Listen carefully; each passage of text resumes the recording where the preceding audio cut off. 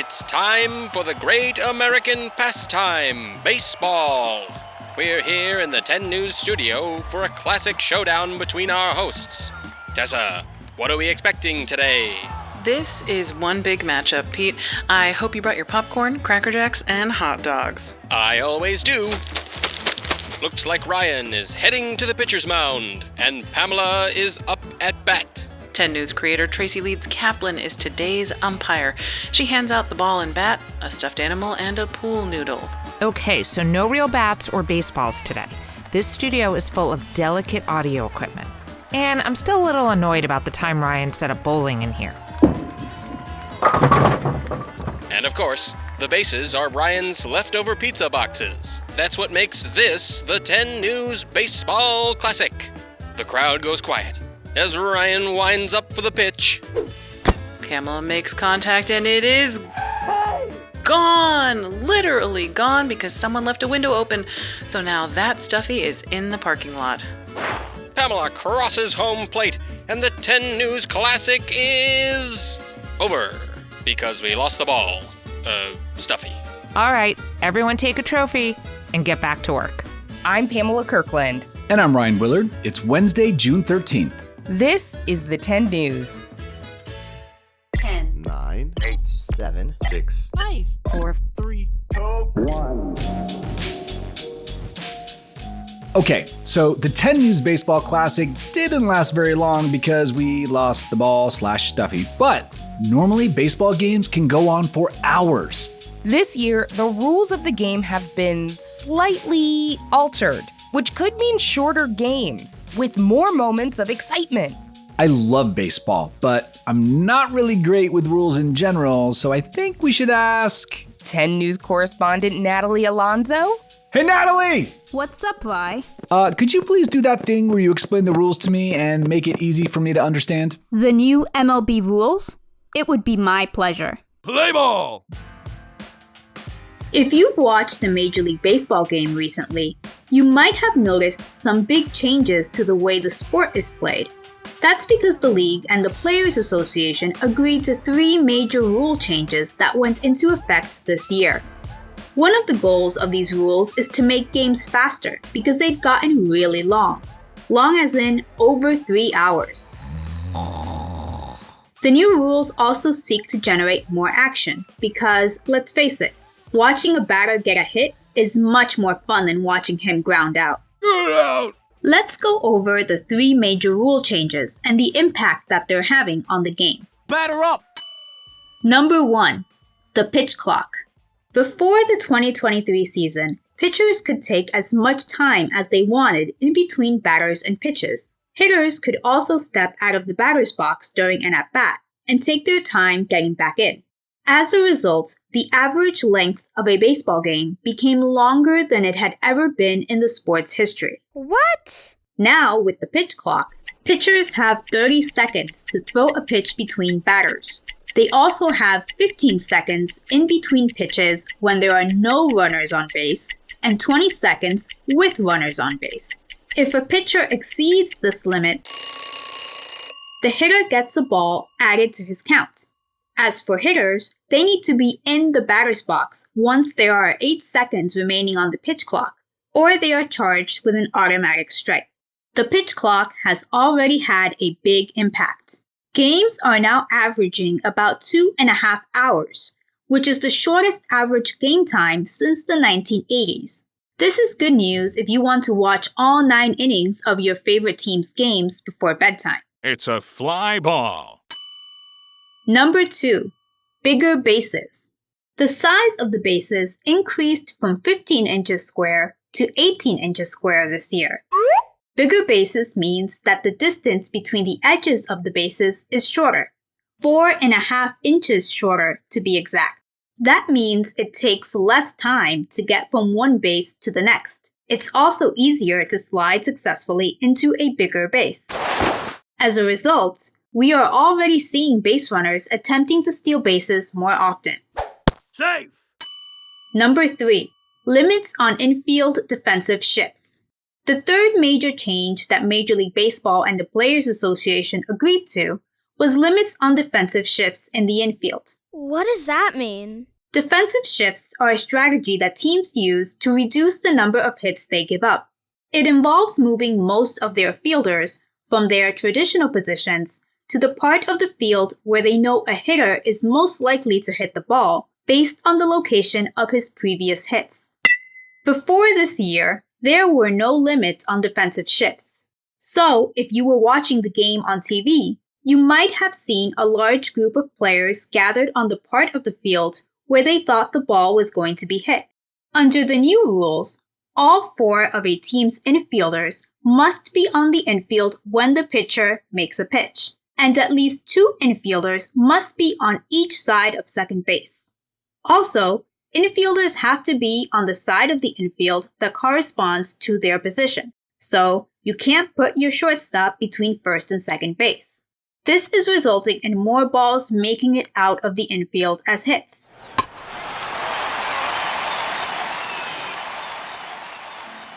I think MLB's new rules are fantastic, and they've made the game so much more fun to watch. But I wanted to hear from one of you. So, I reached out to a tenor who's a really big baseball fan. I'm Raza, I'm 11 years old and I'm from San Francisco. Thanks for joining us, Raza. What do you think about the bigger bases? Well, I think that they're great for the game because it makes it a lot more exciting because more people can steal, and stealing is just really exciting and it's fun to watch. I love an exciting game too. Now, what about the pitch clock? How do you think that will impact the game? Well, I think it can make the game faster, which a lot of spectators that watch at home like. But when you're at the game, the experience of watching a game there is getting food, hanging out with your friends, and watching the game. And now the game is like an hour shorter, so you don't have time to do all that stuff. That's interesting. I hadn't thought of that. You definitely need enough time to get good snacks at a game. I always have to have ice cream. Any other potential changes that you're following? Well, there was an AI that I think is in the works, and I don't like that because it just ruins the human element of the game. Like, I'm just making bad calls, I'm just making good calls. Like, that's just been part of the game forever. And lastly, what do you think will happen this season? I think the Tampa Bay Rays have a really good shot. They're the best team in the league right now. They have amazing players. Or the Baltimore Orioles. They're really good. And let's go Giants. Thanks, Vaza. So Ryan, did that clear things up? It absolutely did.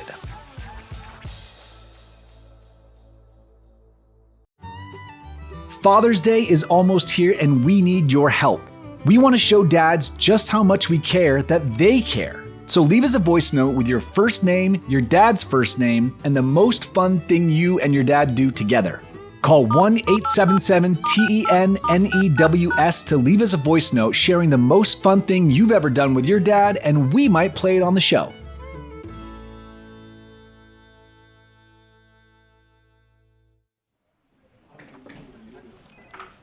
Ryan, have you ever met a professional baseball player? I have, actually. I've met Mike Montgomery. He's a pitcher that played for the Chicago Cubs and threw the final pitch when they won the World Series. And he just got signed to the Los Angeles Dodgers. Oh, wow. I'd be so curious to know what he's like. Well, I actually interviewed Mike Montgomery and asked him some serious and not so serious questions. Check this out.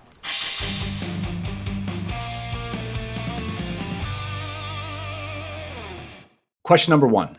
Do you prefer puppies or kittens? Puppies. Question number 2. How dare you? They're just so cute. You love puppies. It's true. Everyone loves puppies, but kittens are great too. Would you rather fight a bear or a shark? Bear. Why? Because at least on land, you might have a chance to win, but in water, you got no chance. Okay. What's a baseball superstition that you have? I always run out of the dugout the same exact way every time. What do you do when you run out of the dugout?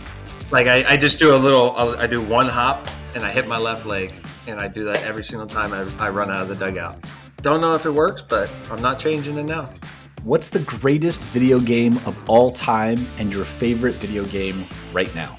You know what? I'm going to go with the original Halo for all time. Playing, split screens at friends' houses, and when I'm in, 6th, 7th grade, 8th grade, that was some really good memories. And favorite game right now is Rocket League, for sure. Fun game to watch, fun game to play. If you could have any superpower, what would it be and why? Honestly, teleportation. Flying's great, but I can instantly get there with teleportation, and you don't have to worry about planes and birds and whatever you might run into while flying. So going teleportation. Excellent answer. Most people say flying, but teleportation is the actual correct answer for exactly what you just said. You're getting bonus points for that, Mike. There we go. Would you rather cry uncontrollably every time you fart or fart uncontrollably every time you laugh? Fart uncontrollably every time I laugh. That is disgusting, Mike. I'm sorry, but okay. Second to last question. Do you have any hidden talents? I do. I have some pretty good musical background. I played piano 5 years when I was a kid, and I was the kid doing recitals, memorized recitals and Mozart, all that stuff. I used to have it, so it's in there somewhere. Being good at video games, is that a talent? I guess that would be in there too. Of course that's a talent. That's not even a question. Yeah. I would say that for sure. Okay. If you had to choose one of these 3 nicknames that I would give you, which would you choose? Monty the Python, Super Fast Ball Thrower, or Captain Monty Balls? Captain Monty Balls. Captain Monty Balls, it is. There it is. Thanks again for joining us, Mike. We're wishing you the best of luck with the Dodgers. Also, since Father's Day is coming up, I have to shout out his wife, Stephanie, who's an awesome children's book author, their brand new daughter, Zoe, who was born this last May, and of course, their son, Max, who's one of the coolest kids I know. If you want to hear the full interview with Mike Montgomery, check out our show notes for the link. Welcome to the trivia room. Yay, trivia with Tessa. Hi, Sartaj. Welcome. Hop on up on the trivia throne for today's trivia question. You ready? Yeah, I'm definitely ready. What is going on here? Trivia on the 10.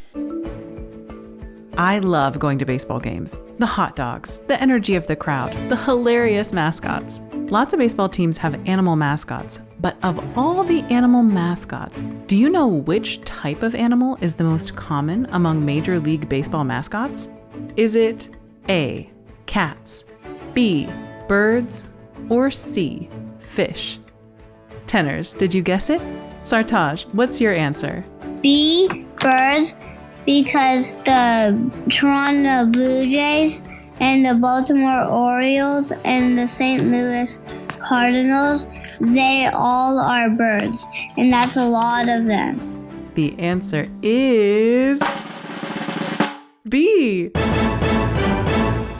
Birds are the most popular Major League Baseball mascot. There are 6 teams with bird mascots, 4 teams with cats, 2 teams with fish, and 1 team with whatever kind of creature the Philly Fanatic is. Tenors, do you know all the MLB mascots? Call us at 1-877-TENNEWS and leave us a voice note with all the mascots you can name, and we might have you on the show. Hey, Pamela, want to go to a Yankees game? I'd rather go to a Braves game. Yankees. Braves. I know how to settle this. I have a real bat and a real baseball. I think we should do a home run derby right here in the studio. Ryan, no. Okay, so maybe we should just give 10 new snaps to one of our listeners. But before we do, here's a quick note for the grown-ups. Hey listeners, Tracy Leeds Kaplan here, and today I want to tell you about KiwiCo, a fantastic screen-free way to keep your kids engaged and learning. Just last week, one of their monthly crates arrived, and Owen, who you know is an original tenor, and of course my son, wanted to immediately put it together. The kit was well organized and easy to follow, with all the materials we needed included. It was our first crate and from their Tinker set. We put together a domino machine that runs across the floor, positioning out dominoes for the perfect run. You get to put all the parts together, from lining up gears to wiring up the battery. These are real engineering, science, and art projects with high-quality materials. Not only was it a fun bonding experience for us, it was really cool to see how much Owen got into it. He's a kid that loves to tinker, and this really challenged and engaged his curiosity and creativity. KiwiCo is perfect for kids who love to build, create, and explore. Each crate includes all the materials and instructions needed for a hands-on project, and with options for different age groups, there's something for everyone. And there's no commitment. You can pause your subscription or cancel anytime. So get yours today.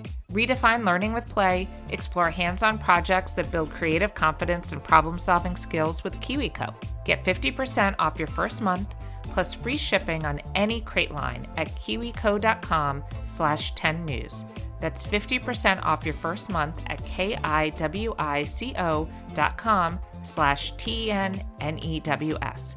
Happy building! Time for 10 News Snaps. Tenor Sunpaw wrote this review of the 10 News. I love the 10 News. I listen to it every night. It's such a great news show. Here's how much I love this podcast. 161 hearts. Thanks, Sunpaw. 161 hearts right back at ya. And thanks for listening to the 10 News. 10 Things You Need to Know drops every Tuesday, and our in-depth reports drop every Wednesday. But if you want some bonus content, you could join the Tenors Club on our website or on Apple Podcasts.